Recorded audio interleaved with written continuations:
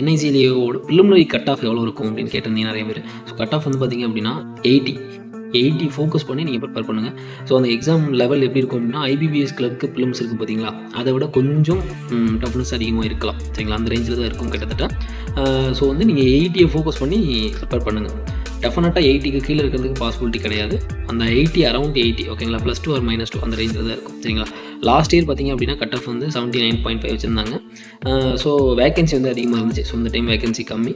So கண்டிப்பாக வந்து 80க்கு கீழே இருக்கிறதுக்கு பாசிபிலிட்டி இல்லை. ஸோ வந்து என்னென்னா இப்போ நீங்கள் ஆலி போர்டில் எதில் நீங்கள் டெஸ்ட் போட்டாலுமே வந்து ஒரு 90% அதுக்கு மேலே வந்து மெயின்டைன் பண்ணுங்கள். ஓகேங்களா, ஸோ அது வந்து உங்களுக்கு கரெக்டாக இருக்கும். ஸோ இல்லை அப்படின்னா எனக்கு 90% வரல அப்படின்னா ஸோ அதை ஃபோக்கஸ் பண்ணி அது வர்றதுக்கு என்ன ப்ராக்டிஸ் பண்ணணும் அப்படின்னு சொல்லிட்டு டாபிக் வைஸ் எடுத்து ப்ராக்டிஸ் பண்ணுங்கள். ஸோ ப்ராக்டிஸ் பண்ணி நீங்கள் அந்த 90 கொண்டு வந்துருங்க. ஓகேங்களா, 90 இருந்துச்சு அப்படின்னா கான்ஃபிடண்ட்டாக இருக்கலாம், கண்டிப்பாக உங்களுக்கு கிளியர் ஆகிடும் அப்படின்னு. ஓகேங்களா, ஸோ வந்து இங்கிலீஷ் வந்து டெஃபினட்டாக வந்து நீங்கள் வெயிட்டேஜ் அதிகமாக கொடுத்தாகணும். ஏன்னா இங்கிலீஷோட ஸ்கோர் ரொம்ப ரொம்ப முக்கியம். ஏன்னா 80 அப்படிங்கிறப்போ நீங்கள் இது ரெண்டுலேயும் வந்து ஃபுல் ஸ்கோர் எடுத்தால் கூட நமக்கு எவ்வளோ வரும், நமக்கு 70 வரும்.